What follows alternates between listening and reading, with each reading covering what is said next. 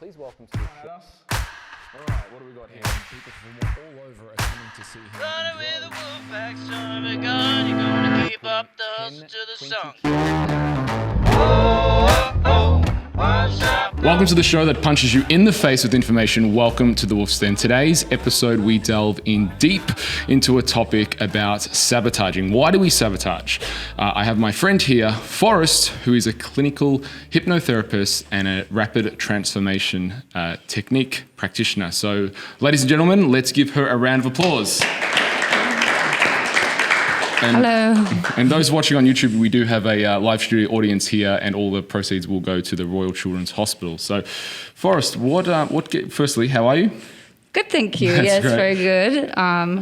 It's been an eventful summer, start to the year, but the bushfires have been a little bit sad, haven't they? But other than that, good. Yes. Very busy. What got you into hypnotherapy? What got you into this line of work? Marissa Peer taught me directly. So I studied in Los Angeles, but she's she created RTT, Rapid Transformational Therapy, and she's been a really big, really acclaimed therapist in England for a long time before she became global. So I knew about her a decade ago. I met her then. I actually got hypnotized by her way back in the day. She doesn't do people anymore.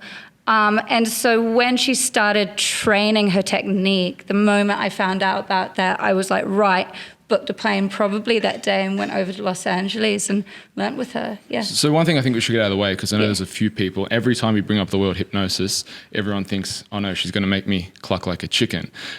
So that's obviously stage hypnotherapy. What can you dispel some of the myths there on that kind of thing? I can't make anybody cluck like a chicken or bark like a dog. Well, actually, that's not entirely true. I could probably make about 8% of people here do that. And the way stage hypnotism works is they always know that the people in the audience going, pick me, pick me, pick me, pick me, please, I want to be on stage, pick me, I want to become a dog. They're the ones that are going to be really easy to hypnotize to do that. So other than that, hypnotherapy, it's just a deeply relaxed state. And in that deeply relaxed state, it's easy to access our past memories and get down to the deeper thoughts that are going on. So a bunch of different brain waves are being fired out when that happens. So when we go into that deep state, so yeah. So one of the things that, like, when it comes up to me, people go, oh, you've been hypnotized. Well, what's it like? The way I always explain it is, it's almost like, I explain it like personal training, right? The guys here who train with our team, they ultimately trust their coach. And if their coach says one more, two more, they're like, yeah, all right, I'll do it. But if there's no trust in the coach and the coach says one more, people are like, oh, no, I'm not going to do it because they might be scared to hurt their back. Is that a fair comparison with hypnotherapy? You need to have that rapport. Like, you're not going to do anything that you don't want to do or go anywhere you're not going to go. Well, yeah, I guess. I don't have that problem mainly because if people call me up and want to book in with me, well, they're turning up because they want to come, right? Right. So, the people that don't want to be hypnotized are never going to come to be hypnotized, right? So it does require that commitment, absolutely. It requires you to actually want to do that. That being said, sometimes people call up for their children or something. They say, look, my teenager needs this, my child needs this. Obviously, does that teenager want to do it, or are they doing it for their parents? I don't know. But if you kind of set your client up for that success anyway, or someone says, look, my partner's got to stop smoking, or he's got to stop doing this or something, if you set them up in the same way, you can make them, you can inspire them to commit within the session. But that is absolutely important, yeah. Yeah, I suppose the reason why I bring it up is because I know for me, you've worked on me in that, and I've had amazing results. But dispel the fear that sometimes comes around with hypnotherapy that you're going to get someone to do something that they don't want to do or in spite of themselves, and that just simply isn't true. Right, yeah, no.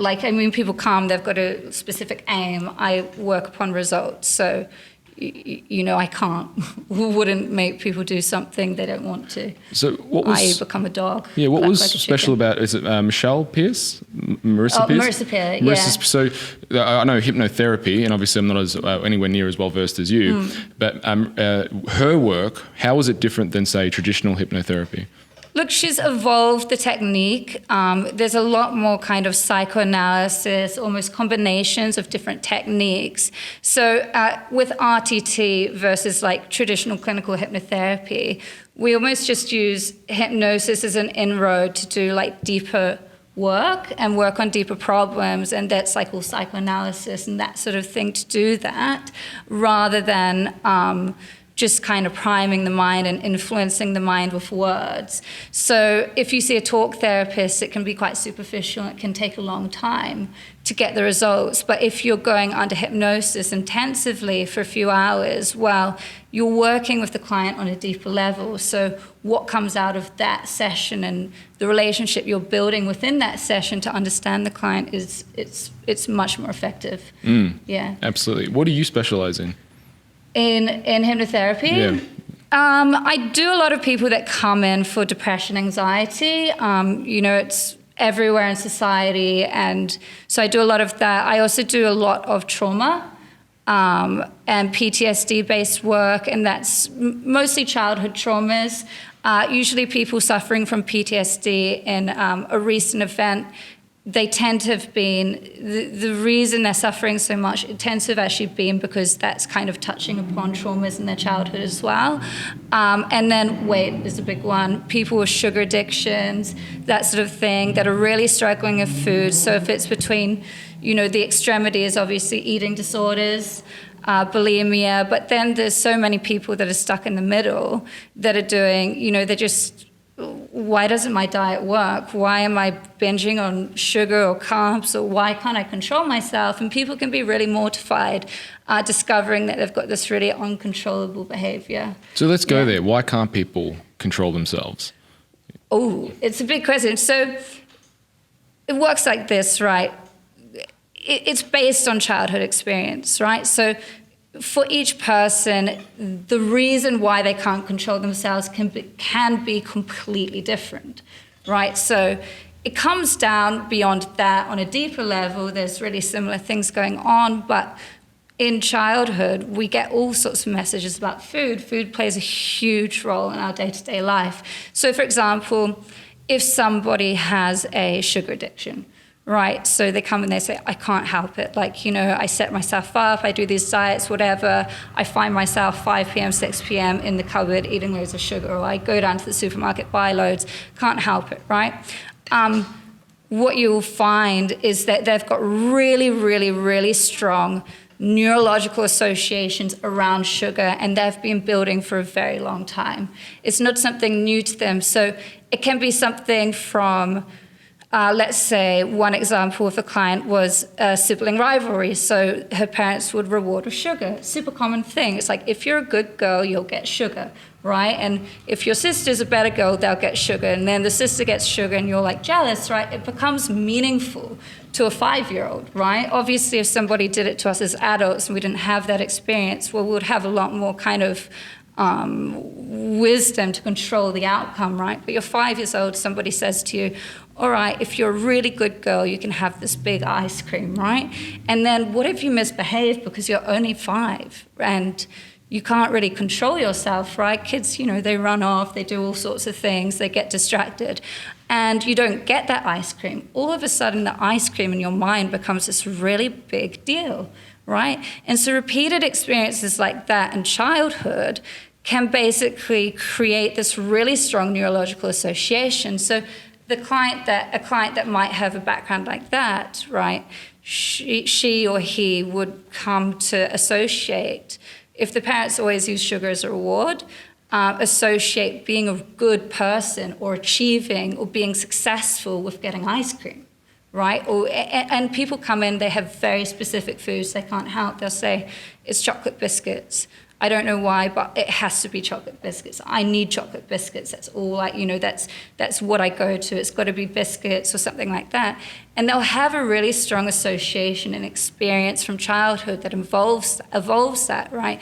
Other than associating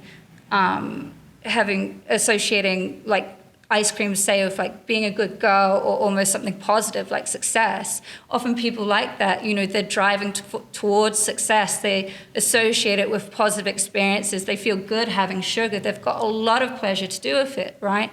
There's also people that might have that ice cream and suffer extreme guilt, extreme shame. It's not a pleasurable experience. It's not great at the end of the day. I did a great job at work. I get an ice cream. I feel so bad. I feel so guilty. This is the worst thing. And they come and they're mortified.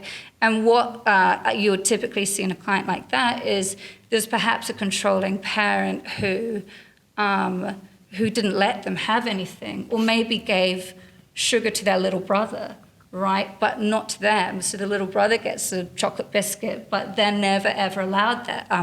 They might have a step-parent who's obsessed with the weight of the girls in the family or something, right? So it's quite very traumatic, right? It's associated with a lot of trauma, but people like that tend to have memories of, by the time they're 13 years old, parents are out, they're in the cupboard and they're eating the chocolate biscuits they've never been allowed, and then maybe they're replacing it, and they're hiding all their actions and things, and they get this huge reward hit from it. Because, of course, the other issue here, beyond those kind of experiences growing up that can cause these really strong associations that make people that they can't control it, right? The other aspect that's going on here is, the types of foods that people have problems with when it comes to weight is like industrialized manufactured food.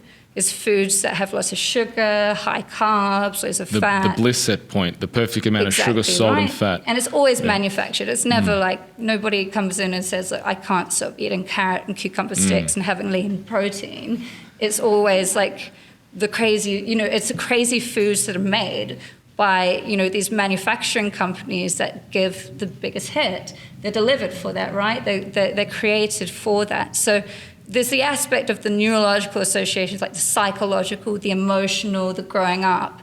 There's also this aspect with food where it's like, if you're eating industrialized food or manufactured food, it's addictive. There's a physiological response. It's physiological response. People are getting the dopamine, the serotonin, they get insulin's being secreted, leptin's being downregulated. You may as well be injecting yourself with heroin for some of those foods, right? The physiological response is huge, right? And we've been primed with that, like as children. So even as children, when parents give that reward, can you imagine, like, if it physiologically does that to adults, it's like a 10 times hit for children.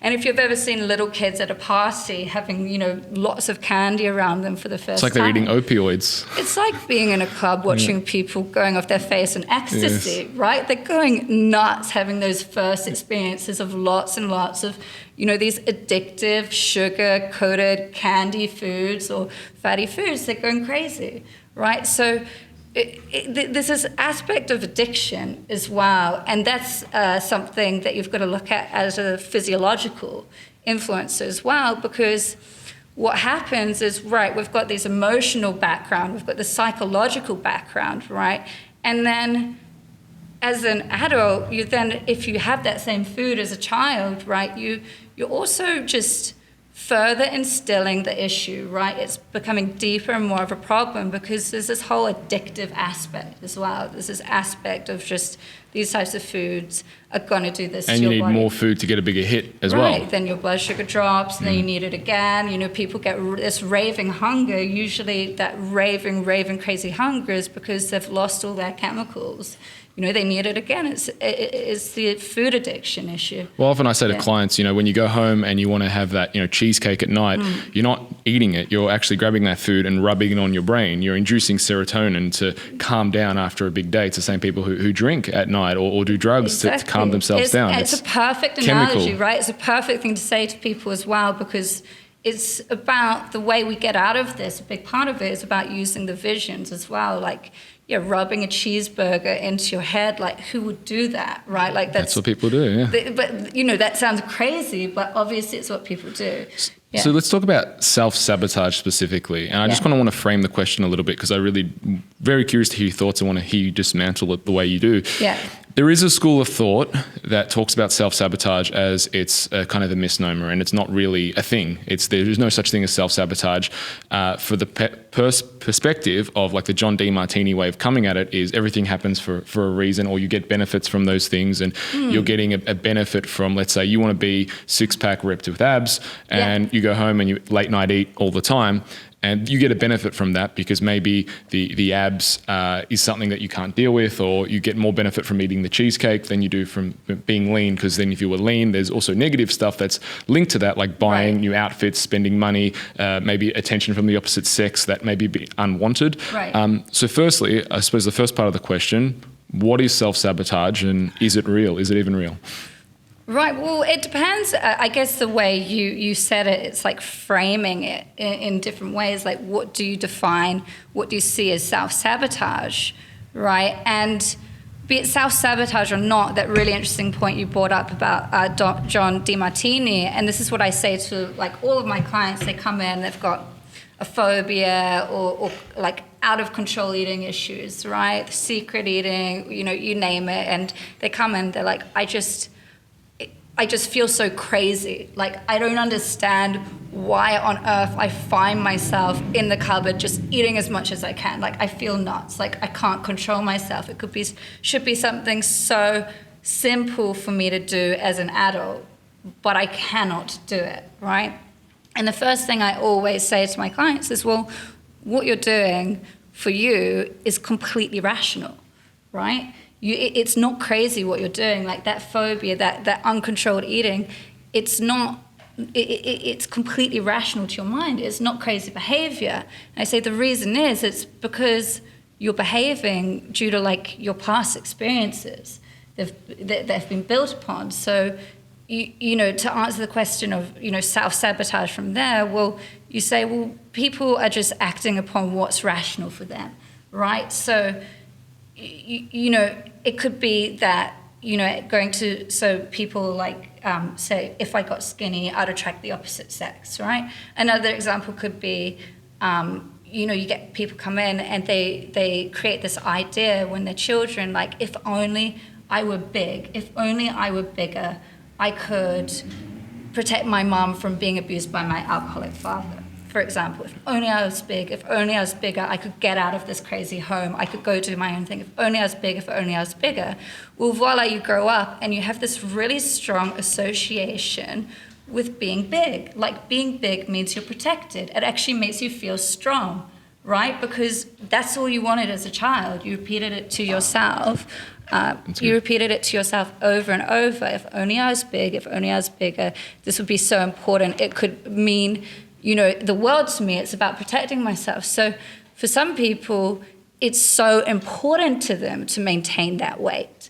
It's really meaningful emotionally to them, from their background for that to happen. So are they self-sabotaging where they go and try and diet or eat healthy food and find that they can't? They just cannot. They continuously fail.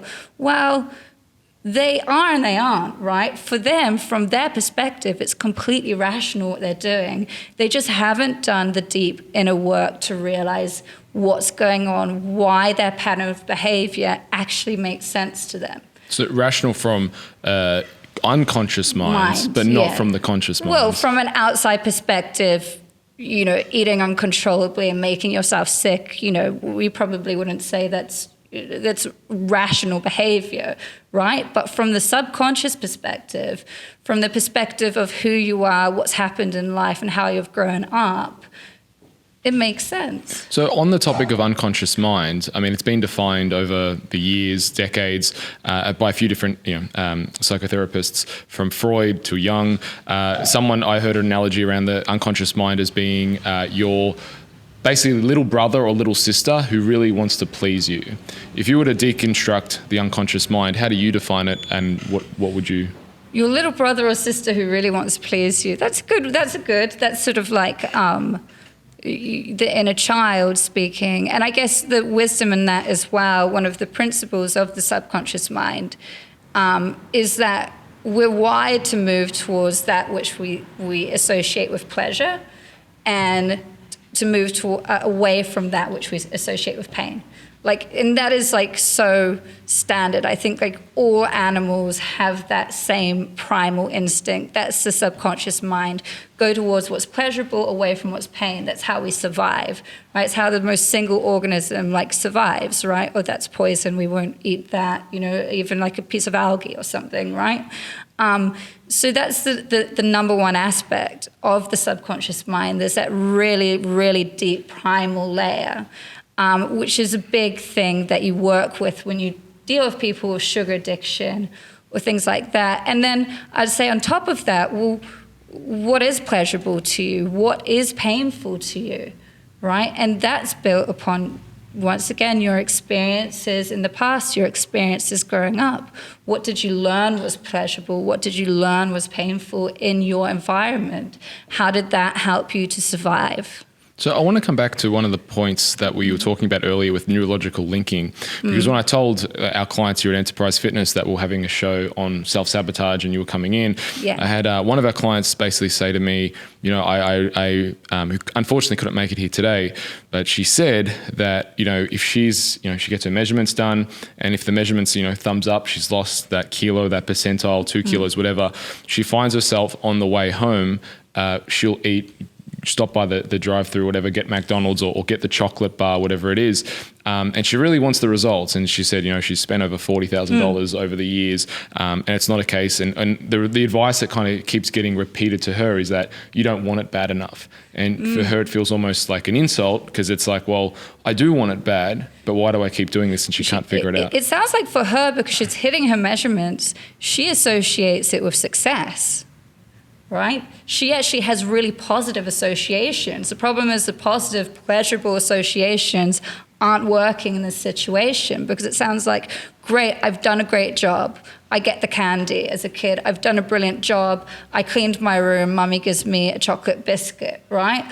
I get the weight results. I get my measurements right. Brilliant. I get to go and have McDonald's. Right? I had a Happy Meal as a kid. So it sounds like she's actually, for her, she's probably associating with success. I mean, the human mind and all of the variety of experiences obviously as wide as the sky, but you know, it sounds like that's what's going on for her. So it's actually not associated for her with something negative. It's like she's rewarding herself because she sees McDonald's as being happy, right? She's happy about her results. And that's so strong for her, though. You know, how many kids got to go to McDonald's? It's like the happiest place in the world a long time ago. There'll be Ronald McDonald there, Grimace, Hamburglar, whatever. Well, Happy Meal, you know, mum and dad take you to McDonald's. It's like an awesome time. So she's just associating it. If that's what she's doing, she's probably associating those experiences with happy, pleasurable, brilliant times. So in saying that, I mean, the ways to solve or help start that, like where does one begin? Right, well,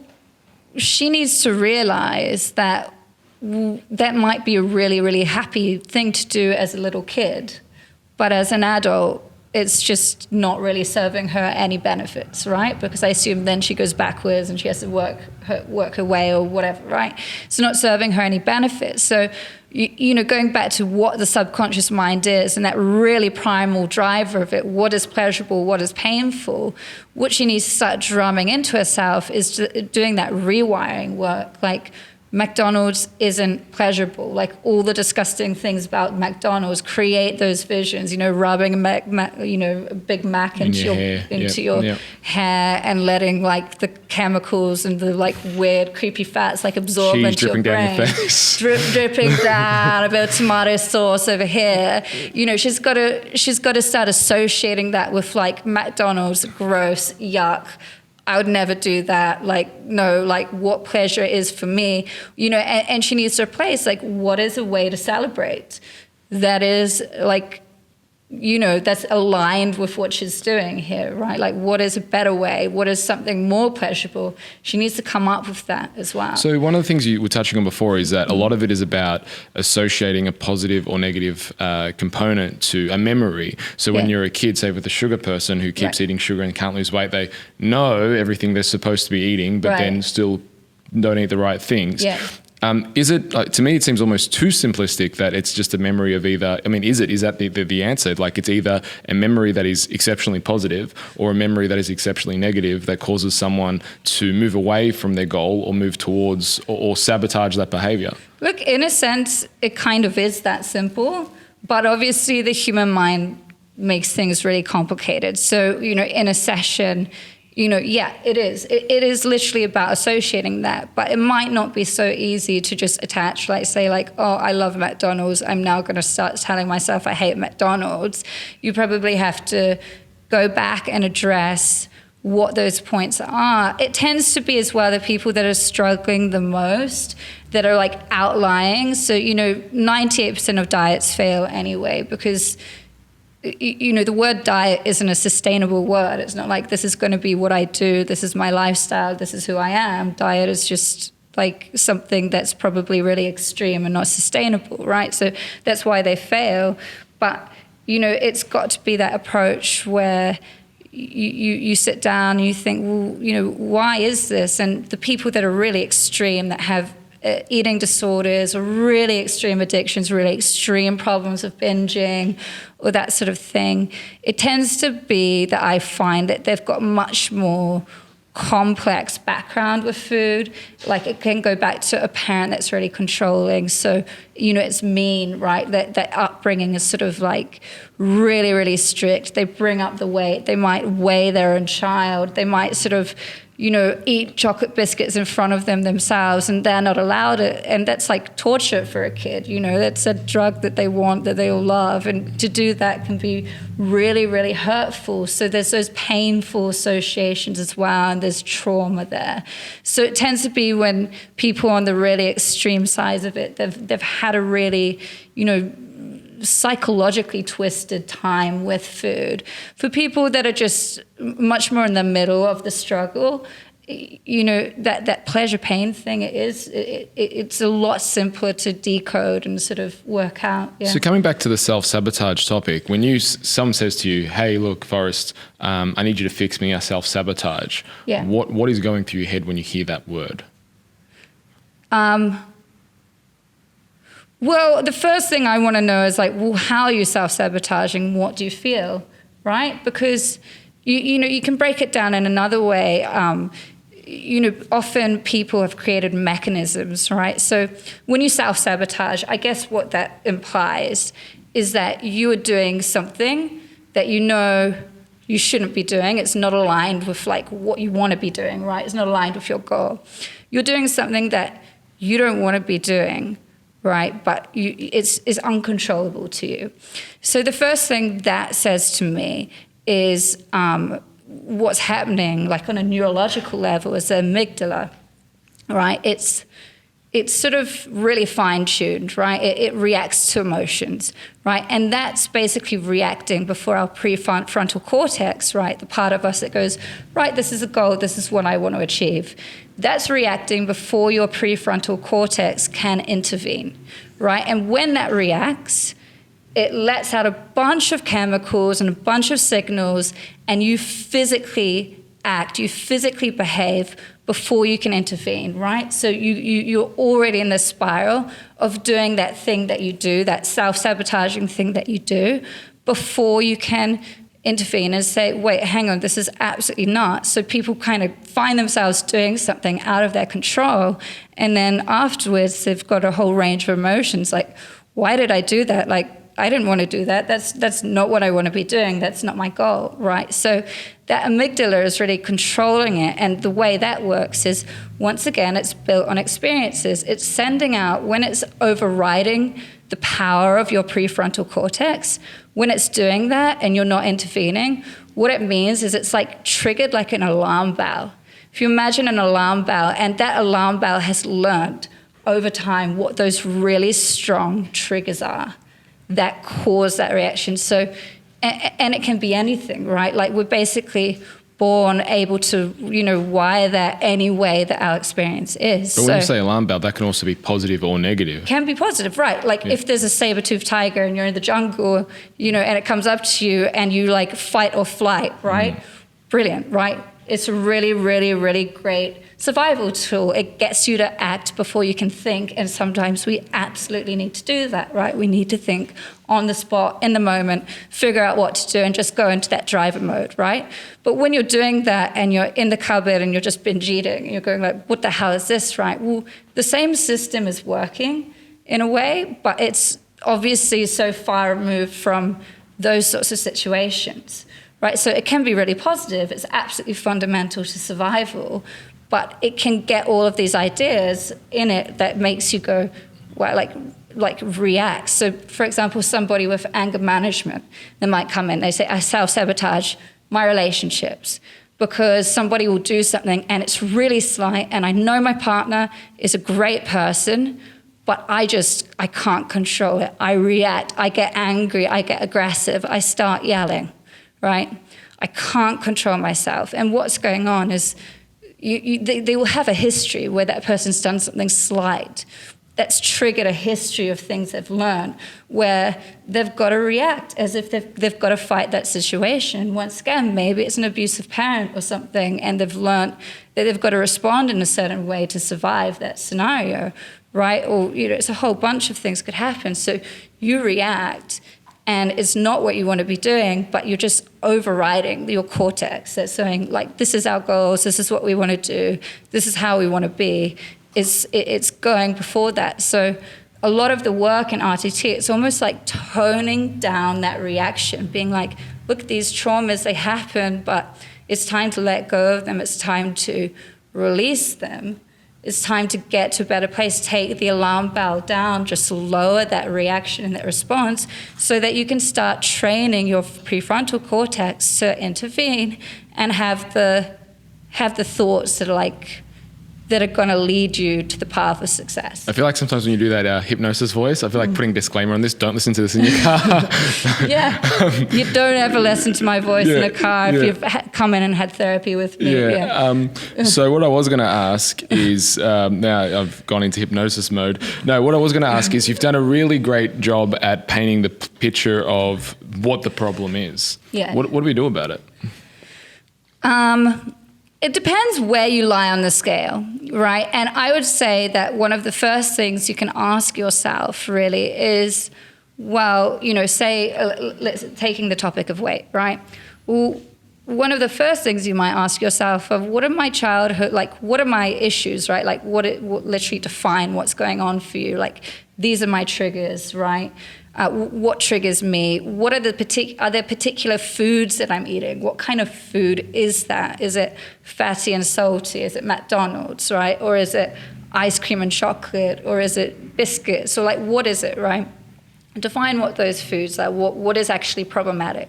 What is happening? What the trigger is, right? Like, is there something that happens that makes you do that, right? Is it because you feel, and this is another big one that comes up, is it because, that you get that comfort, nurturing feeling from sitting on the tally and eating dessert, right? Do you get that feeling? Maybe you grew up with a grandma who would give her love and make you dessert and bring it to you, and you'll get to get rugged up and get a tally, and you have these beautiful memories of it, right? But they're not helping you anymore. So you have to think about what are the foods, is there anything that triggers me? Is it because I want to be comforted in that moment? Am I feeling alone or disconnected? Am I stressed out? Are like my alarm bells ringing? Am I anxious? Do I need food to chill me out, right? Am I using food like a drug, right? So you figure out, what it is for you. I would say it's the number one, and then I would basically start to reflect and say, well, what are my childhood experiences? What do I have any memories to do with this food, right? If it's McDonald's, for example, did I used to get to go to McDonald's as a treat as a kid with like my favorite auntie, right? Was that, really happy experience? So figure out what is it that comes to your mind that's associated with that in terms of your past. Like, what is your history with that food, right? What is your history surrounding that? And that will give you more of an understanding about, okay, well, now I can start to connect the dots. Like, there's a past here. It's not like one day I woke up having never, ever eaten ice cream or chocolate in my entire life, and the next day I was this crazy addict and I could never stop again, right? It's usually, there's a history there, right? So figure out what that is. Was it just so much fun going to children's birthday parties and getting to eat candy because you weren't allowed to at home? What is it for you? And once you have that idea, I think there's this a bit of being a bit practical around it. Well, you can start to really challenge yourself on that. Say, well, you know, I'm going to McDonald's because I associate it with so much joy and pleasure, right? But really, is it that joyful or pleasurable? You know, like, is McDonald's that joyful or pleasurable? I mean, to me, no. Like, I just don't, there's no appeal to me whatsoever for McDonald's. So you've got to say to yourself, well, why is it? Like, why do I like that? And is that really, like, is that the best thing I can do with my Saturday, or the best thing I can do when I want to celebrate, go to McDonald's, right? And what are other things that you can do that are better? Because, I mean, it's McDonald's, right? Is it that great? Like, is there anything that brilliant to it? Same as eating ice cream. Is ice cream, like, the best thing you could ever come up with in your imagination to do, right? So find things that are more pleasurable than that, right? And also start listing out and thinking about, well, actually, you've got to take that thing. You say, okay, I associate pleasure to this, right? You've got to take those items and say, well, hang on, but it does all of these things to myself. And like, when I think about it as a food, like, if I like deconstructed all the ingredients that go into that ice cream and its chemicals and some like weird unnatural like oil and like some fat, like some basically some like cow's pus or something, right? Anchoring in the negative ingredients to the thing. Anchoring it, right? Yeah. You know, and say, like, is it that nice? You know, you want to try and start making yourself go like, ew, gross. Like, I don't find that pleasurable at all when I think about it as an adult. Like, fine, maybe I liked it as a kid, but God, like, when I think about it, it's actually a disgusting food. So start anchoring yourself, figure that out, and be really planned about it. Yes, I can completely relate to what you're saying. I mean, I grew up, obviously I'm Italian, Ottobre is October in Italian. Napoli, right? Sorry? Neapolitan? No, okay. My mum is from Sicilia and my dad was from Calabria. Oh, yeah. So, yeah. Southern. Yeah, you said that. Yeah, when I was like, you know, I got into training. I was the fat kid at school. Italian culture. I was always mangia. What's wrong with you? You're skinny. You know, go to my nonna's after school and it'd be a ham and cheese sandwich and in the microwave. And you know, if I didn't eat, it was like, what's going on? And it's just that's what it was. And we'd have like chicken wing eating contests because that's just, you know, the food was kind of a sign of love. So obviously I got fat as a kid, and then I got into training, and then into training, like I kind of took on this identity of I want to be a bodybuilder. Yeah. So then everything around my nutrition got painted with being a bodybuilder. And I remember like I would just be bloated, I'd have flatulence, I had the worst gut issues. And it was because of this identity that I was trying to live out. Like protein powders just didn't agree with me. Eating every 2 hours on the dot didn't agree with me. Like there were so many things that I was doing that just were really bad for my health because I found that I was in this identity. And it was actually coming on the work of the education route of, you know, looking at Weston A. Price's work, looking at where protein powders come from, and finding like these anchors of what you're saying is finding negatives and actually, no, this food, this stuff that I'm doing, this bodybuilding identity that I've taken on. What the hell have I been marketed? Yeah. Actually, and exactly that. It's like my Bible became the muscle magazines that I was reading, and I was getting indoctrinated, and all my beliefs were being filtered out from the cult, which, you know, called bodybuilding, that I was a part of, and I wanted to be part of that cult. So I just did what they told me to until I started questioning where all these things coming. So very, very powerful. I just want to kind of to share that. Yeah, and look, it's so true as well. There's this instead of what you're doing, you're saying like, hang on, like eating protein powder and stuff every 2 hours is like retarded for my body, right? There's also this aspect here of like being mindful, like, does your body need food? Did you do the exercise? Did you spend the energy today to eat that much? Like, there's no hard and fast rule, right? It's like, what works for you? Well, right? what I came to from that, and the thing that really changed the game for me on my food, because it's something I struggled with as a kid and also probably as a teenager, well, not probably, as a teenager for many years, was when I wrote out, like, who do I want to be in the area of my health, instead of what you said before about diet, I wrote, I am a healthy person who eats healthy food that builds and nourishes my body. And then from that one belief of who I am, everything else can flow. So if I feel like I need a protein shake after training because I need more protein, then I can have that in that context, but I'm not going to be defined by an aspect of, bodybuilding, powerlifting, a guy who trains. It's first and foremost, I'm a healthy person who eats healthy foods and build and nourish my body. Everything else, all my other decisions flow from that belief, that identity about myself. Perfect, right? And that giving that powerful affirmation to yourself is another really, really brilliant thing that you could do here. And I would even say, get your phone and record your voice. And write out really positive affirmations like that, like why should food define you? And it's not about, as well, by the way, if someone comes in for an extreme sugar addiction, I'm not going to say to them, like, never, ever touch sugar again, right?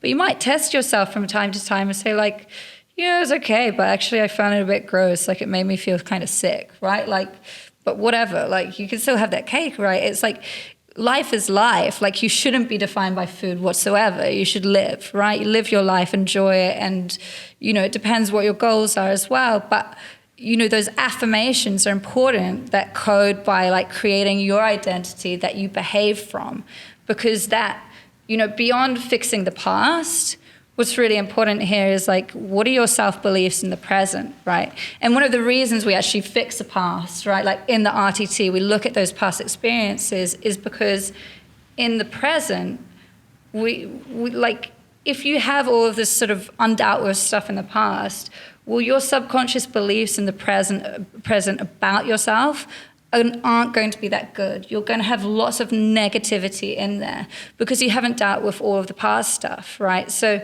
it's that dealing with the past, but also having that present day kind of thing to be like, have the affirmations, like what is your code for living? Like who are you? Like define yourself. And I'd say, get out your phone, get a voice recording app and say those affirmations out loud and play it back to you. So it's like drum it in. The memories, your imagination and memory remembers the past, but also your memory and imagination creates the future. So if you have your memory and you're trapped in the memory of what you used to be, then you're creating out of a memory or imagination the future that you don't want. Exactly. So you need to go back and rewrite the script. Exactly right, because what you believe in the present, right? That's the next really important key here. So we've got the past, the present, your future, right? What you believe in the present is just 100% going to dictate what happens in the future, right? Your self-beliefs in the present are the most important things because they dictate what happens in the future. Because a really simple example would be this, right? You've really you're walking into a job interview, right? You have just like low beliefs, like I can't do this, like I'm not qualified enough, like all of these negative beliefs, like I'm terrible at interviews, I could never do this interview, I can't like speak, right? Well, if you have all of that happening in the background, you walk into an interview, even if you'd be a perfectly brilliant addition to that company, right? Well, the way you behave, like the way you answer questions, your body language, the way you project yourself is going to be so different from somebody that walks into that interview just feeling good, positive vibes, like, projecting that, having really positive thoughts, right? So, they could be two people with equal qualifications, but which one's going to get the job? It's the one that, does well in the interview. They do well in the interview because their present concept about themselves, their affirmations, their self-beliefs are good ones. They're positive ones. They're likable to the interviewer, right? They want them in their company. They want that energy. So that dictates your future, right? Everything you do, your present beliefs really dictate how you behave. So one area I want to go into is the victim mentality, because anytime you kind of bring up the past, there is a portion of people who like to tell their story, but they tell their story in a way that really I think doesn't serve them and casts them as a victim. What do you say to the kind of victimhood? You know what, like combining that with something else you brought up about, memories and distortions and things, it's really, really, really interesting because we also have this really bad habit of tending to believe that our memories are reality. And they're actually not. Like, so much research will just show that it's easy for us to completely distort our memories over even quite short periods of time, right? So our memories aren't really, they're not reality. It's not the reality of what happened. It's like, how distorted were your perceptions at that time? So people are carrying this story, but it's filled with distortions, right? And when they have that victim mentality, it doesn't do any good at all. But what they need to start seeing is like, two people come out of a concentration camp. One person gets over it and lives a prosperous life. The other person just is so traumatized by it, right? Like, and it's an awful experience, and we see it just goes down generations, that trauma, right? Well, have you seen Esther Perel? That's what, very fantastic, sorry, just to, on this, but her whole work, she's a great, she specializes in relationships. She wrote the book Mating in Captivity, but what got her fascinated was, I think it was after World War II, she said there were two types of people, those that didn't die and those who got born again. Yeah. Right, exactly, right. So, and you say, well, why, right? So some people carrying this victim story, this victim mentality, some people go, holy F, like, this is the best day of my life. I'm out, I'm free, I survived. Like, time to move forward and live a brilliant life, right? So it's so important to own the story that happens in your mind. So if you do have a victim story replaying there, it's important to, I would even say, rewrite it. Like, get a piece of paper and rewrite it. You can say, this happened to me as a child. It was really difficult. But from that experience, I took these amazing gifts, right? I learned these really positive attributes. Like, I learned how to survive. I learned how to go out there and talk to people, whatever it is for you. Like, take the negative and say, well, how can I change my story to make it positive, right? How can I change that and say, well, actually, these are the gifts I took from it? Because look, everybody has difficulties growing up. Everybody comes across things. And it's like, how do you own that story to actually say, well, this happened for a reason. This was actually meaningful for a really positive reason. I'm going to go out there and educate people on this. People don't understand enough about this circumstance going out. Like, how am I going to actually use the hardest parts of my life to bring gifts to other people, use it as a gift in the present, right? That's a really positive way to reframe your victim story as something that is actually your strength. Like, that's a beautiful way to put it. Yeah. Your I suppose your trauma, or the things that have happened are actually your gifts, and it's up to you to find how they were a gift to you and actually use them to your advantage. And they are, right? They always are. Like, and that's often when people come, they've had the worst times, right? So much trauma. One of the first things is like, well, we need to start reframing this story. Like, what is the good stuff that comes out of it, right? Like, because, you've got this beautiful level of empathy, because you know what it's like at the bottom of the heap being treated like crap, right? You know what it's like. So everybody you see when you walk into a room, you actually have this incredible ability, for example, to connect with them, to understand their backgrounds, understand their pain, because you've been through so much, right? Yeah, I totally. One story that comes up for me is when you say your gifts, my first bodybuilding competition, I came last. I was 68 kilos on stage. I put on 14 kilos in the space of 3-4 days.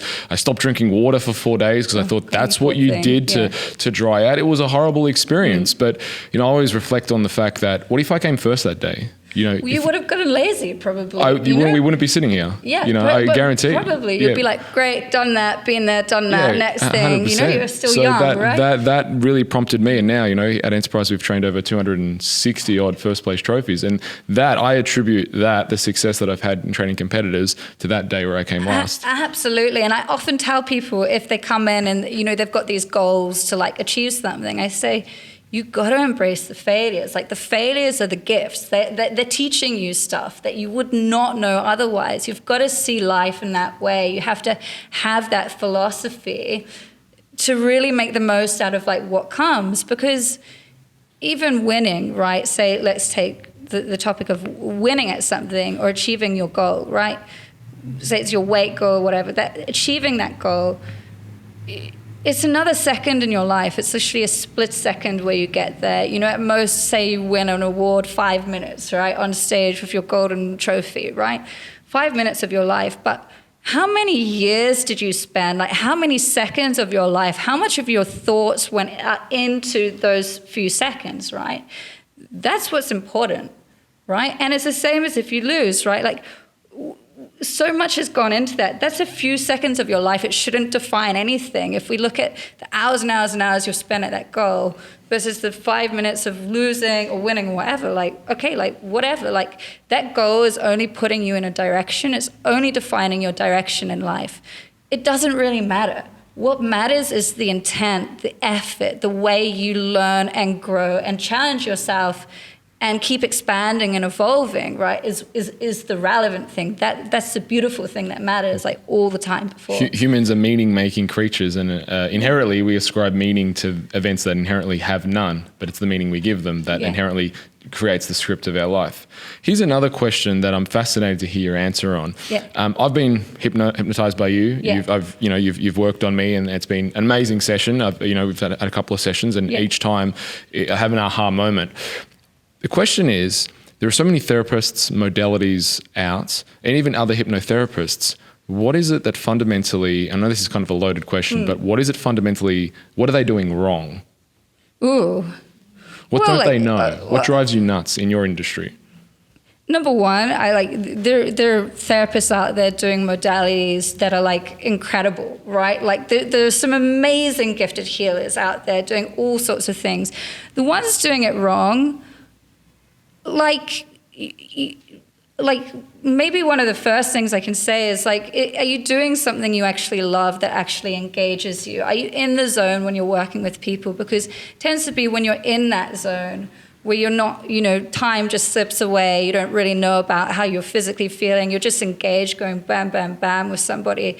That's when you're creating something really meaningful, right? So when therapists are going wrong, are they in a rut? Are they sort of, energy drained? Are they not engaged themselves? Do they truly care? Like, why are they doing it, right?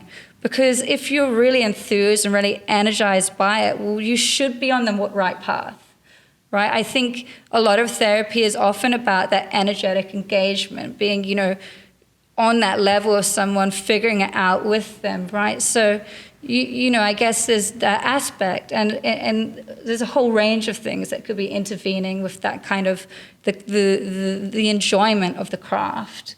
In terms of, like, specific therapies and, like, what is going wrong there, I think that probably for all sorts of therapies you can get really brilliant therapists, right?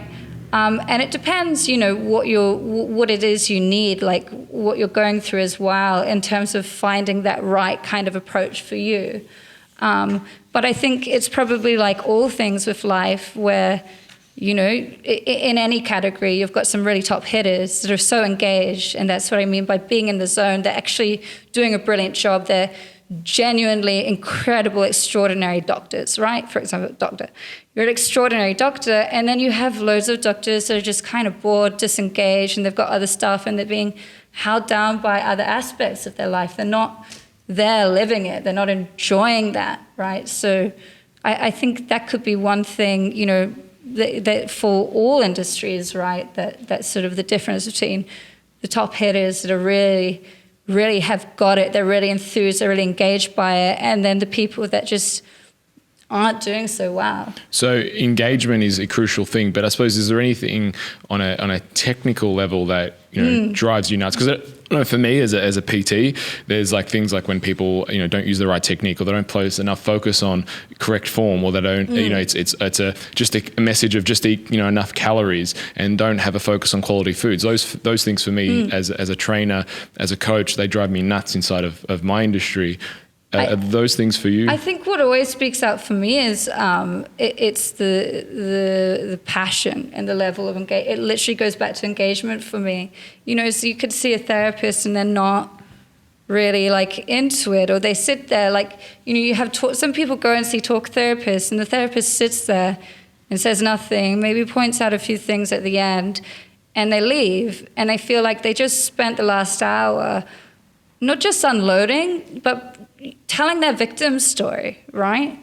And you leave and you feel like terrible afterwards, right? You just feel actually more traumatized because you went in, you said the worst thing that's happening in your life, and nobody intervened and said, well, hang on, like, why are you saying that? Like, let's look at other aspects of it. Like, there's no engagement. It's just like the therapist is sitting there, you're going, this is my victim story, I'm such a victim, this happened to me, I feel bad, these things keep reoccurring in my mind, and you pay, and it's an hour of your time, you walk out, and you don't feel any less a victim. Like, unloading like that doesn't make you feel any better about yourself. You just kind of like re-triggered this trauma and probably spend the rest of the day feeling like crap, right? Like, that really frustrates me because I'm like, as a therapist, it's, what are you doing? Like, how are you actually actively helping that person get anywhere? And then, you have people that get really disheartened. They think, I've gone through like all of these bad experiences and therapy doesn't work for me. Like, there's nothing I gain from it. Like, I just feel like crap afterwards. Like, there's, and it can spin people into a worse cycle. It can put them in a worse place. I must be unsolvable. I'm nobody can help me, right? So I think it's so important for therapists to really own that space as their own. And be active, right? Like, really active in that engagement, that process, rather than this passive role of just like, your job isn't really to just like take on somebody's issue, right? You're not there to burden yourself, right? I can't imagine for the therapist that's particularly enjoyable as well. Like, as a therapist, like, usually after my clients, I actually feel like I'm in the zone, and then I feel like quite like good afterwards, right? It doesn't, even when I deal with like really, really, really heavy trauma, it doesn't take me down, right? It's very, it's got to be a very, very complex case for that to start energetically, feeling that pain for someone, but usually you feel good, like you actually made an impact, you helped somebody see in a different way, you made that shift. How could it be enjoyable just sitting there and somebody unloads the most negative aspects of their life on you, and then they walk out, like, you haven't really done anything. You just say, okay, great, like, you're going through a bad time, come back next week, same time, same place. Let's talk about it again. Let's do it all over again. It's like insanity, right? Like, and let's do it for a year because your life is really shit, right? Like, excuse my language, your life is so crap. Like, let's just keep doing, let's just keep going with it. Like, let's just keep going. Like, what the hell, right? Like, it's traumatic. It's actually traumatic for the client. And I don't see how, as a therapist, it's remotely enjoyable. You just must feel like awful at the end of the day. As a therapist, and I suppose even as any type of coach, you always come and you paint the world with your own bias. Yeah. And sometimes that bias may or may not be constructive. How do you distance yourself for like what you would do versus what the client needs to do, and separate your view versus theirs? Right. I do my best to try and create an open space where that client feels like they can freely like talk back at me or correct me if they want, right? I try and, ask those open questions and say, if they're a bit stuck or something, I say, well, did it do this to you? And it's not really to insert my own bias there. It's almost to just create this sort of wall where they say to me, if they're stuck in interpreting themselves, right? That when they say, no, like, that's not how I felt like this. And like, okay, there we go, like, boom, tick, right? Or they say, yeah, it was like this, but it was a bit like this. So I use that kind of like, and in that example, what I say would probably be my own bias there, right? Like, I've had these experiences, I've had clients go through this, often they felt this, so put it out there, but not in a way where I ever want to instill that. I usually want to put it there as just something where they're going to say yay or hell no, nay, it was this. And like, all right, we're getting further. So I guess I could say I use my bias to get deeper into bringing out the person's own understanding for them, because at the end of the day, one of the beauties of this technique is it's figuring out somebody's, with RTT, it's figuring out somebody's thought patterns, like what those thoughts are, like what are instilled for them, right? So it's nothing about me, right? It's actually all I'm trying to do is bring out who they are, what they think, the way they think, right? And then reflect that back to them and basically be devil's advocate, challenge them on it. Like, this is what you've been thinking for the last 20, 30 years of your life, and you have this awful issue from it.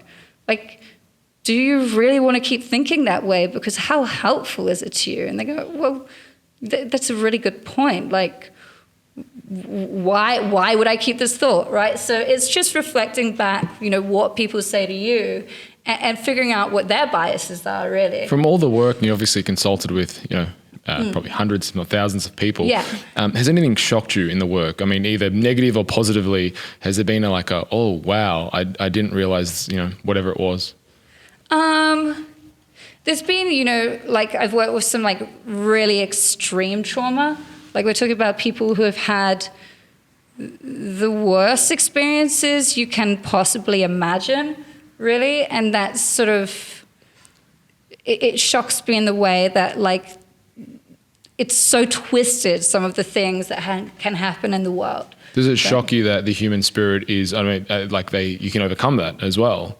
Oh, it's beautiful, right? Yeah. It doesn't shock me, but it feels so good to see people overcome that. They can come in with, some people have just gone through, insanely crazy things. Just they've been the center of I had one client and she was the center of an organized sex trade ring by owners of Kia car dealerships. And she was set up and ultimately kidnapped in the most insane and intricate way, right? And then taken to a different country to be made a sex slave. And I won't go into details here, but really dark, really gory, really, really evil, psychopathic stuff, right? And then returned after 3 days, and her story is so insane, right? And the stuff that happened after as well, how organized these people are. The story is so insane. The police just didn't even believe her. They couldn't believe, they couldn't conceive that something like that, something so crazy, such a crazy tale like that could possibly be happening. So you get stuff like that, and you just go, this world, the things people do in this are it's insane, right? So that would be the shock for me. Yeah. And on the other side of things, is there a positive shock where you have gone, wow, I didn't think the work that you do is that powerful, and then you get this breakthrough, and it's wow. I mean, I get those aha moments all the time, because that's what I'm looking to do with my clients, is to cause a realization. That's my goal, is to cause a self-realization, and it feels good because they get it, you get it, and you both go, wow, aha, right? In terms of specifics, I suppose the reason why I use the word shock Yeah. is because the first time you hypnotized me and I was in trance, and I remember sitting there in your office and you're like, go to a time. And I go, I can't, I'm dizzy. And you're like, that's great. And you did your thing of like, let's talk to Dizzy. And you're like, boom, boom, boom, boom, boom. Bye, Dizzy. Yeah. All right, go to a memory. And like, boom, I was there. And it was a memory that I hadn't thought about like really ever. And it was like 3 events, boom, boom, boom. And I knew them straight away, went there, and I'm like, oh, holy shit, this starts to explain my life. Yeah, and then I love that, because then after you do all of that to somebody, then it's like, what do these mean in combination to you, right? And that's the beauty of the work. I think, to me, that's the artistry, right? Because then you say 3 events, right? So somebody, I guess, inexperienced, it could be like, or even you saying it to me, right? You could be like, okay, these were like 3 random events. Like, what is the connection even? Like, why did I say those? Just have like one, I was like 2 years old and like riding a bicycle with my dad there. Like, why is that relevant, right? And so the artistry is then saying like, well, actually, what is the thought pattern? Like, what is the self-belief you have? Combining that, that's the aha. When you get that really tight with someone, that's when it just goes boom, like so good. But it can be really surprising, like what? And it's weird, but that's how our mind works. Like the subconscious is just these experiences that have created these neurological associations. Some are denser, some are lighter, like some, they're all connected, right? So we're connecting these meanings for you, and we're actually kind of trying to decode that. And then when we've got that, I'll say, well, there we go. Like, we started out saying, this is your problem, that's what's useless to you, or whatever, right? Or this is what you want to achieve, and this is what's holding you back, right? So let's break it. Like, why is it meaningful? Like, it's just kind of like these associations you created, and most people were children. And I'm impressed that you remember it was actually a memory of me riding my bike. Was I don't know it? if you remember that. No, It didn't remember. It actually You was said a 2 memory. memories. I was like, shoot, One of them I was me actually riding my can't- bike. Was it? Yeah, and I couldn't I get was up the like- hill because my brother and my cousins were all bigger than me. Like, they're older. They're always Yeah. going to be older than me. And I was the little one. Yeah. And they were all like straight up the top of the hill, and I couldn't get up the top of the hill. And what I made it mean in that moment was like, I'm not good enough, and I'm Right. second best, and like Yeah. I can't keep up. But it was like I didn't, logically as being an Oh, adult, yeah, you look back on they that and were go, older than you, right? So Yeah, you're also correct. trying to compare yourself, and you see like the difference between a 2-year-old and a 4-year-old. Like, it's huge, right? Yeah. So it's like you're trying to compare yourself. They're older, so there's like this lesson there as well. I'm starting to remember, but no, I didn't remember about the Yeah, bike. I was That was just very- sort of like, I don't know, just off my head. Yeah. Yeah. Before we go to the break, what do you want for people? What do I want for people? It depends on the issue, right? So taking it back to weight, I think the thing that ticks me the most, right, is the marketing, right? The companies that have to really take responsibility for people, because kids are associating, like, you look at like, what are M&Ms? Like, they're just like these like sugar-coated bits of like chocolate, but that sugar-coating chemical thing is just like what is that, right? Like, what is that as food? It's not even real food. Like, people are being marketed stuff that isn't even food. It's like made in a factory. Like, it's actually not food for the human body, right? So I think what ticks me the most is people are under all of this illusion that the stuff they're eating is somehow like edible. Like, it's not actually like edible. It's not food. It's like it just causes harm in the body. And, it's really, really, the people are marketed it, children are marketed it, and it's all that's available in like supermarkets. It takes up like 80-70% of what you can get in a supermarket or whatever. And like, where what ticks me about that is like, we're under this illusion that this stuff is somehow stuff that you should be putting in your body, right? Or somehow good. And really it's like, it's like dealing a child crack cocaine. That's basically what Mars Company is doing the majority of the time, right? Like, how is that good? So that really ticks me. And I guess the bigger issue of that is, we live in Western society, like, people are really suffering, right? Because if you eat any of those sorts of food as well, even if you're not overweight, it just sends your body into this crazy thing, right? Like, you're getting a sugar high or whatever, this high from these like foods, and then you're crashing. People are drug addicts, basically, and they've got no idea, right? And the ultimate end game of that is people getting strokes, they're getting heart attacks. They're the 2 biggest killers of people in the Western world, right? Or they're getting cancer and stuff. Like, how much of cancer is due to those foods? Like, we don't know, right? But probably a fair amount is down to that kind of thing, that diet, right? And there's all of these health problems associated. So that is, in terms of weight and eating, the thing that gets me the most. Because people that come in, if they've got bulimia, they've got eating disorders and stuff, their world also revolves around these sorts of foods, right? All of these struggles, it tends to revolve around foods that it's not even food, what you're eating. Like, what is it? Yeah. Food product. Yeah, it's just like... Yeah, the way I explain it is, if you've got a football field as an analogy, kind of the start point of time is the start of the football field, the end point is the end of the football field, obviously. And the humans have been, people argue how long the human genome's been on the planet. And people, anywhere from 3 million years to 20, but depending on what you define as human, obviously, as well. But I just say 5 because it's easy to divide that up into 5 parts. The goal square represents 10,000 years. If you take a blade of grass from that perspective of time, that represents the last 100 years. Yeah. And in the last 100 years, we've created more foods than, we used to eat things that are hunted, fish, gathered and plucked. Now there's, all sorts of things that are created in a laboratory. It's crazy. And I think, you can look at it like from even like your own grandparents, right?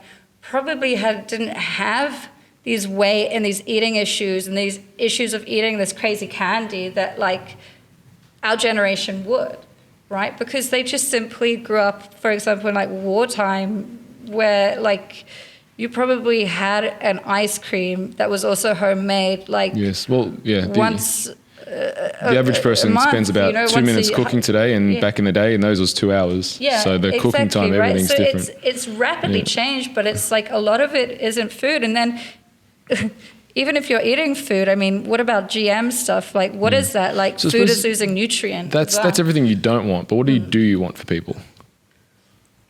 For weight. Just in general, like when someone comes to see you, what do you want? Like, what is the message?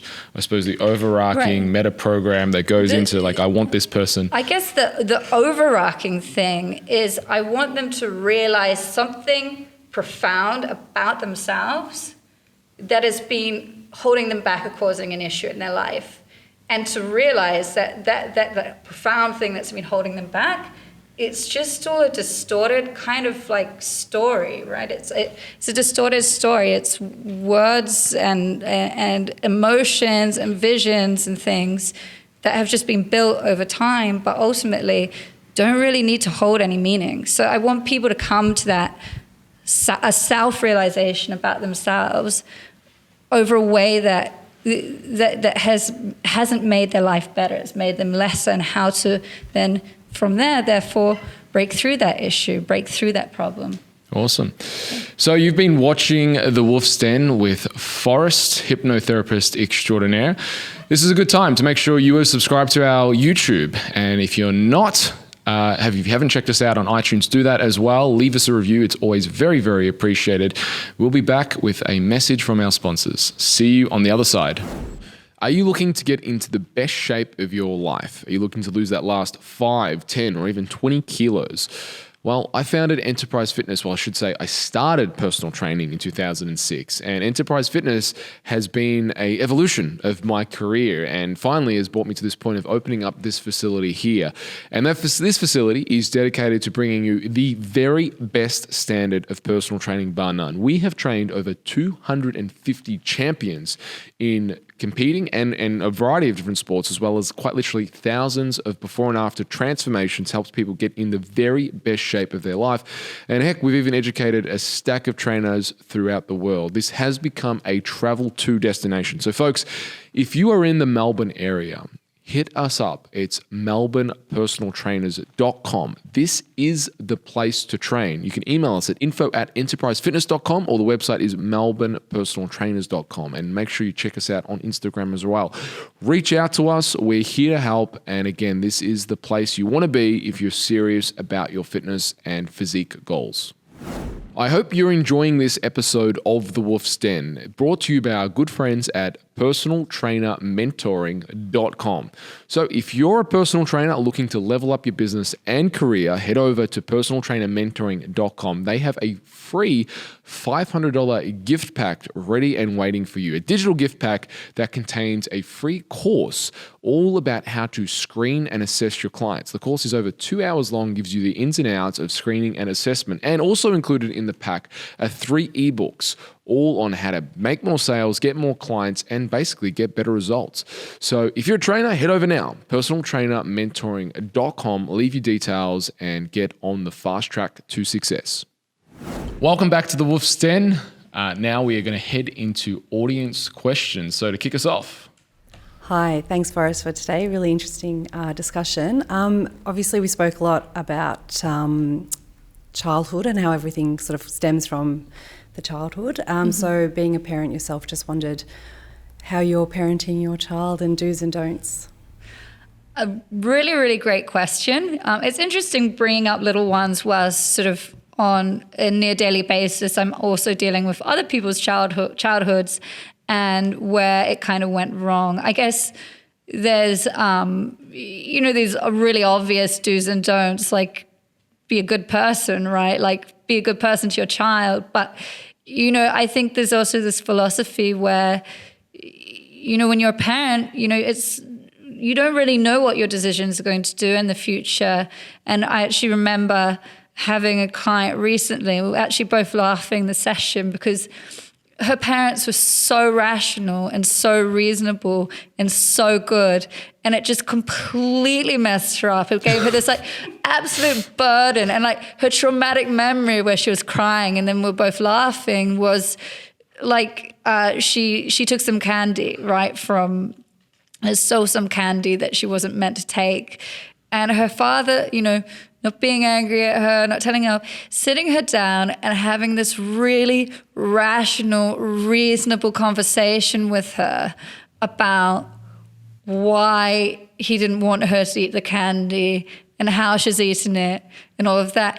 And it just loaded on so much guilt, and I had to point out to her, look, you're 5 years old, right? So I think in parenting, there are moments all the time that you come up against and, you've got to figure it out. But, by and large, I think if you can make things fun for your kid, work on that playful aspect, because playful, if they're playing and they're engaged and they're learning, then they're just going to have more of a happy philosophy for life.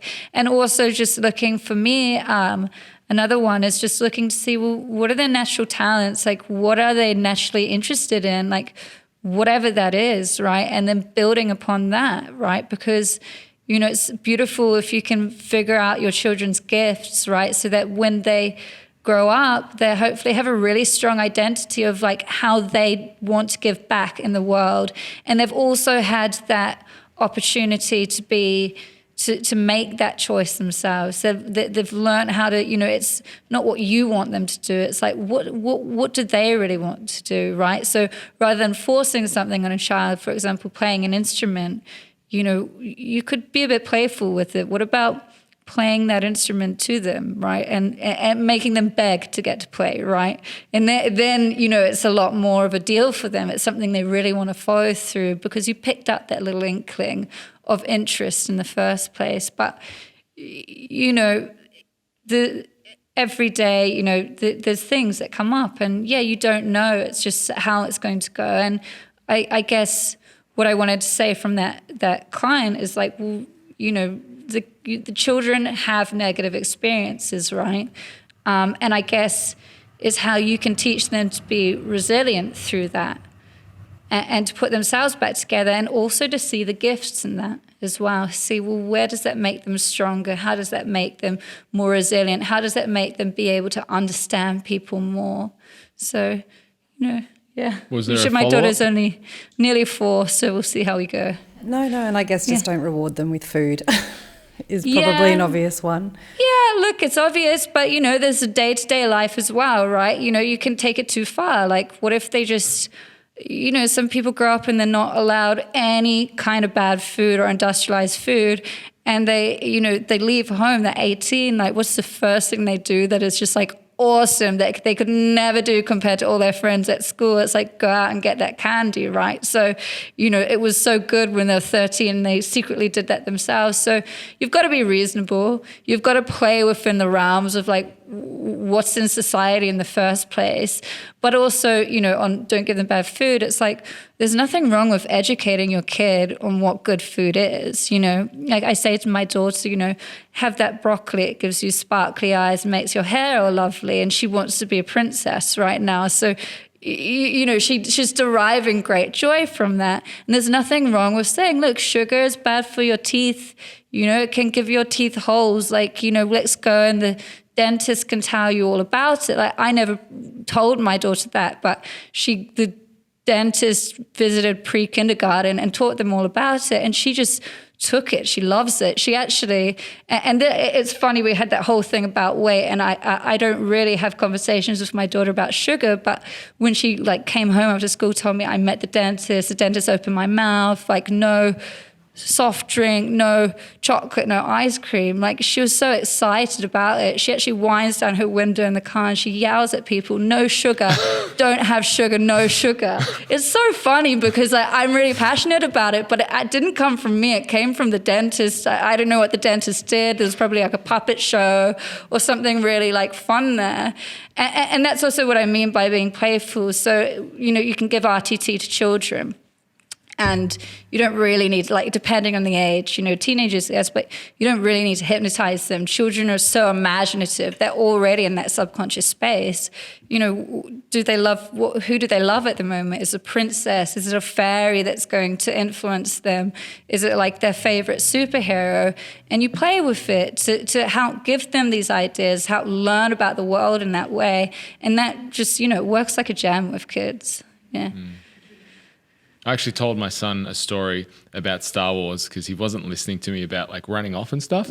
So I told him a story like when I was putting him to bed at night, and I said, Daddy Master Jedi was on this side of the bridge, and then the bridge got exploded, and then Max ran across the road too early, and then we didn't have a way to get across, and then Max was really scared, and I said, use the Force bridge, and he said, Daddy, I can't, and then I got him over, and then he came over, and then at the end of the story, I told the whole story, at the end of it he goes, I don't like that story. I don't like that story. Can you never tell me that story again? I go, why? Because I don't like it. I don't like it when you tell stories like that. He was adamant he didn't want it. But the point was, listen, when I say don't run, you got to listen to Daddy. And it got the message. It hit it on the head. But I usually, the Star Wars... that's great. I remember doing it with my daughter. I did like fairy dust to put you to sleep. I said, the fairy's going to come into your room as you're closing your eyes, and she's going to put all of this dust all over you, so that the special magic sparkly gold fairy dust, so that when you go to sleep, you'll sleep all night in your bed. Wake up, everyone listening to this on YouTube, and wake up. She's not hypnotizing you. Wake up. This is my voice. Hey, it's a gentle influence in the right direction can also help your time as a parent as well. Yeah. Just had to snap everyone out of that. Of course, our kids are there to challenge us as well. So, you could tell the story. They go like, what was that? Like, Mom, like, what? Yeah. All right. Thanks for the question. Next question. Hi, Forrest. Thanks Hi. for sharing your knowledge and experience today. My question just basically relates to culture. So through your experience, I guess patients and so forth, have you found commonalities between various cultures and upbringing, and how that impacts people growing up and then into their adult years? Yeah, great, really great question. Define, when you say culture, you're talking about like, nationality, this is like my background, or like family culture. So there's obviously there's a lot of different cultures all over the world. I guess from my family background, we're from Europe, the Balkans, so it's definitely food orientated. Yeah. But quite similar, I guess, to the Europe and surrounding countries, Italy, Croatia, Serbia, and the rest of it. So it's very food and family orientated and upbringing. So I just wanted to know what your thoughts were. Again, various cultures, India, Asia. You definitely get these generalized things. Like you said, Mark, the Italian culture, eat, you're too skinny, eat. There's people that definitely come with things like that because in their culture, or like food was so important. Like you have to sit down and have these huge feasts all the time. And so that's really, it absolutely is influential.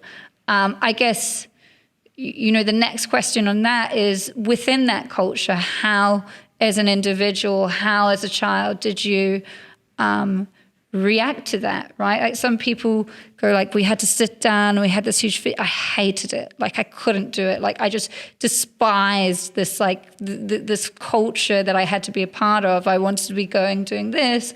Or you took on these other messages, right? So maybe you rebelled from it. Maybe it was just so your norm. And often you say, I guess another general one with the cultures is like food portions, right?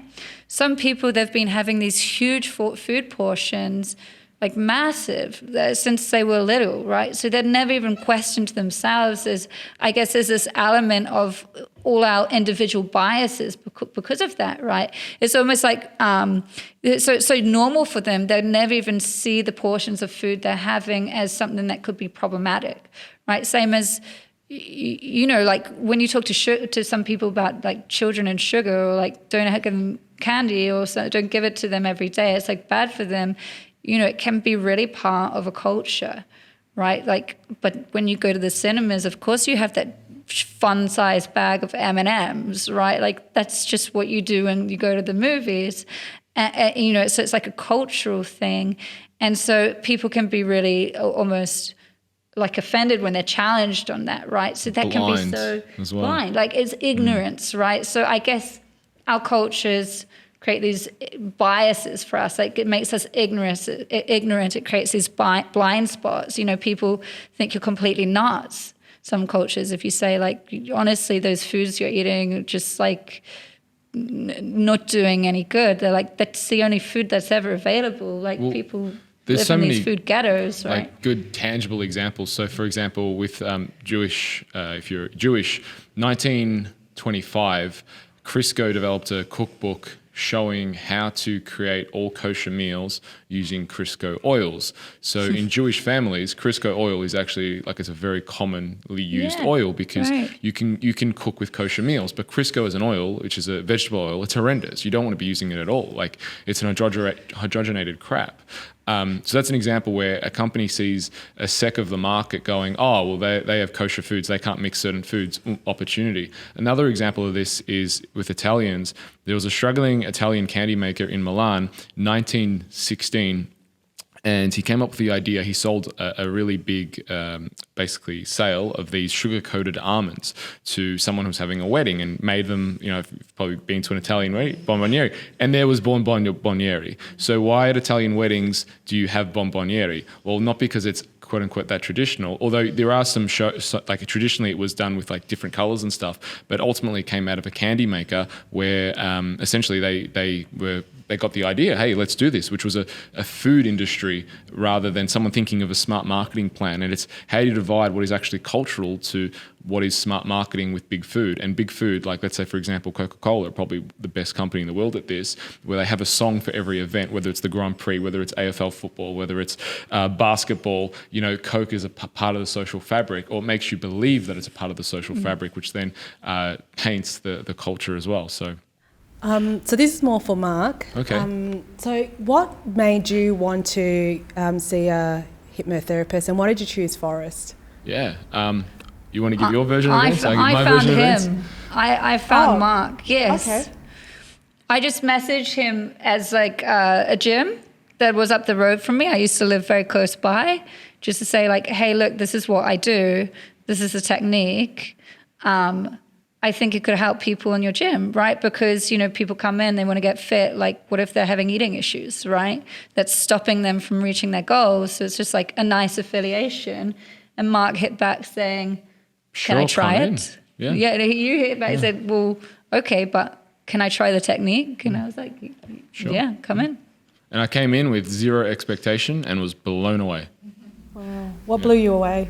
Well, it was the whole thing, like I had the dizzy thing, and then the way Forrest handled the dizzy thing, and then the three memories that I had, and then like there's this whole thing around me talking to my 8-year-old self, giving my advice as an 8-year-old self, and then some things made sense, and just things that I didn't, I think for our because we've done a couple of consults. My first consult was around high performance, wanting to get more out of myself, thinking sharper, going to that next level, stepping into leadership and just leading things at a much bigger level, and I suppose even like taking more risks at bigger scales. And then basically when we identified some of these things, it went back to my childhood of when I was around 8 years old and made some distinctions around I wasn't good enough. And those were kind of false perspectives, because every time I thought I wasn't good enough, I was comparing myself to someone who was a lot bigger or older than me. And it wasn't and then as an adult, it's like, well, that's not a fair comparison. So logically you get through these things. Well, I did rather quickly, but the impact is quite long lasting. So that's your question. The impact is long lasting because like you make that realization, like it was just this sort of, you know, it's in your subconscious. There's so much that can be drawn out there, like so many memories we have, right? But once you know, like you can step out of it. Yeah. Yeah. I'd say one other thing, like I've done other therapies, and it's very quick. It was painless, so to speak. And yeah, got to things in a way that it was almost like I didn't have to think. I didn't have to do anything, but it took me there, or Forrest took me there. And it just was very, very fast and effective. And I thought, wow, this is something. Let's stay in contact. And, you know, obviously because I had a good experience, I started referring clients. Other clients had a good experience. I told my brother to go. He had a great experience. He told his wife. My wife went, and then my best friend went. And, you know, all of a sudden all these clients are going to see Forrest, and they're all, you know, singing her praise. So, yeah. Thank you. Cool. All right. Thanks for the question. Over to Laura, who's just behind you. Hi. So my first question is just about advertising when we were talking about memories. What are your thoughts on advertisements from companies that kind of bring this nostalgia feeling and make you believe that their product was there when you were a child? And have you come across that in hypnotherapy or anything? Yeah, brilliant. So I can imagine one where companies would probably really capitalize on is Christmas, because with ads for Christmas, we can create so much nostalgia around that. I mean, Coca-Cola invented Santa Claus, right? Did they? Yeah. I mean, there was sort of like the Saint Nicholas story, or like this German, put like some money in a boot on Christmas Eve or whatever. But like Santa as we know it, right? That was invented by Coca-Cola. I think it's probably the best marketing invention, really, of like all time. Like, that's extraordinary, because Santa's so influential on little children in the Western world. But I can imagine, you can create this nostalgic scene of Christmas, and then, the company marketing their food comes out and puts something nobody's ever eaten at Christmas on the dinner table, right? And everybody goes, wow, like this is a nostalgic, good feeling. Like, I love Christmas. I love Christmas dinner with my family. Like, that would make it so good too. Like, that's such a good feeling as well. It goes back to that, acting on like those pleasurable, positive things, right? That's what makes people want something, right? That we're attracted to that which we perceive as pleasurable, and we're averse to what we see as painful, right? So, I mean, companies can absolutely capitalize on it. In terms of personal experience, I mean, I've actually never had a client come in and talk about seeing an ad on TV, right? That was just so captivating for them as a child. It caused them to only ever want to eat M&Ms, right? But like, I think usually because people coming into me, it's like much more, we're working on a much deeper, like the really meaningful stuff, like the dynamics within your family, the relationships, like the traumas, the negative experiences that happened there, or the bad beliefs you took. But I mean, it's a brilliant question, because you could say for a generic thing, right? Like, why do kids want that candy? Like, they see it on TV, right? And that can set up a whole other things. Then you're saying, mommy, mommy, mommy, I want this candy. So no one's ever mentioned the ad, but you can imagine a situation. I can definitely have a client where they said, well, I'm saying to my mom, I remember I'm sitting in a supermarket and saying, mommy, mommy, mommy, like, get me this candy, get me this candy. Well, why did that kid want the candy in the first place, right? Like, where did that idea come from, right? Usually there's an influence somewhere along the line.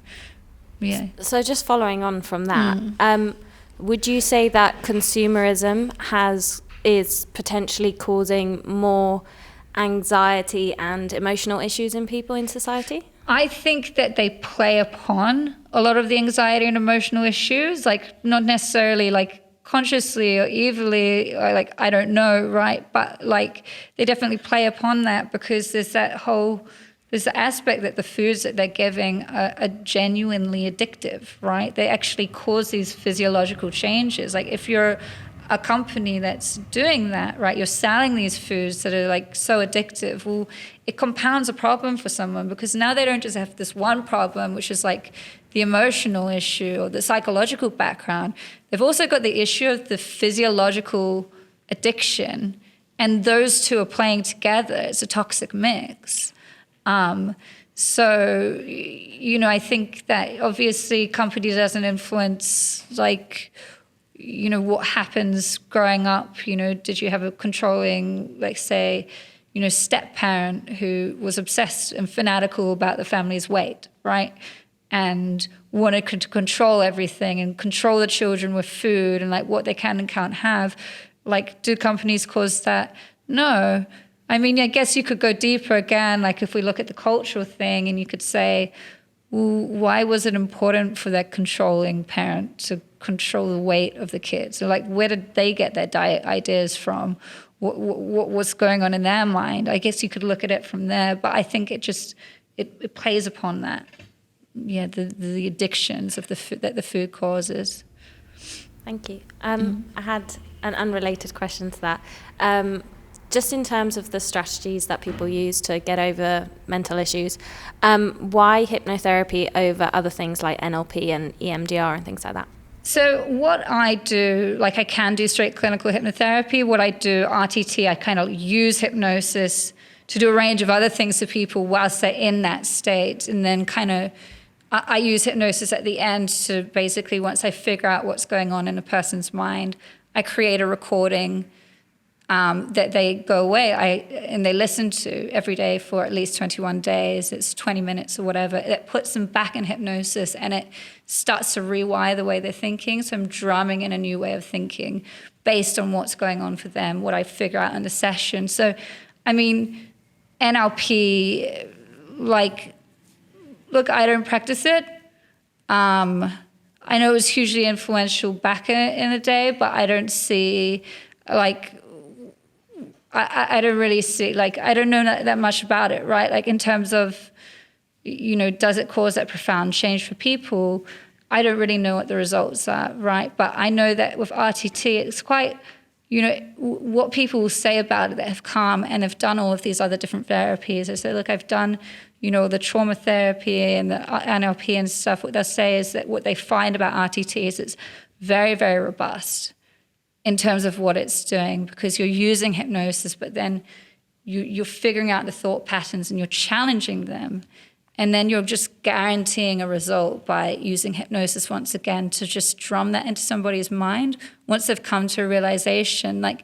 That's quite profound, right? Most people don't go in to see a therapist of any form and come out having a profound realization about the deepest thoughts they've been carrying, the majority of their life, that has actually caused an issue, and understanding precisely why, where that thought came from, what that is. That's very profound. I don't know of any other therapies that basically offer that as a one session thing. So yeah. Let's give Forrest another round of applause. Thank you. And thank you, Mark. You're welcome. Where can people learn more about you? So they want to get in contact, do a session? Yeah, just go to my website, www.forest, Forest, and a T at the end, because my name is Forest Toime, forest.com.au, so forest.com.au. Otherwise, you could probably just type in RTT, the modality that I teach, RTT Melbourne, in Google. I'm probably one of the first people that come up. Yeah. So. Yeah, and that's the best way for people to stay connected and get in contact if they want to do a session. Yeah, yep. My details are on there. You can basically just call me. You can do an intake or whatever from that. So you can fill out an intake form on my website, and then I'll get in touch once I've sort of reviewed what's going on for you. So that's all set up in there. Or my number's there. Just give me a call, send me an email. I'm super contactable, so yeah. Yeah, awesome. Thank you for sharing your wisdom today. I think we got a great crowd as well, really. It's been really great. So for those on YouTube and listening to this on iTunes, this is a great time. If you haven't already, subscribe. Leave us a review as always. If this is the first time you've watched an episode of The Wolf's Den, do go back. Check out other episodes. We have many great episodes. And obviously stay tuned to Enterprise Fitness, which is at www.melbournepersonaltrainers.com. And if you are a personal trainer, you can check out personaltrainermentoring.com and get your free trainer pack. Till next time, friends, train hard, eat well, and supplement smart.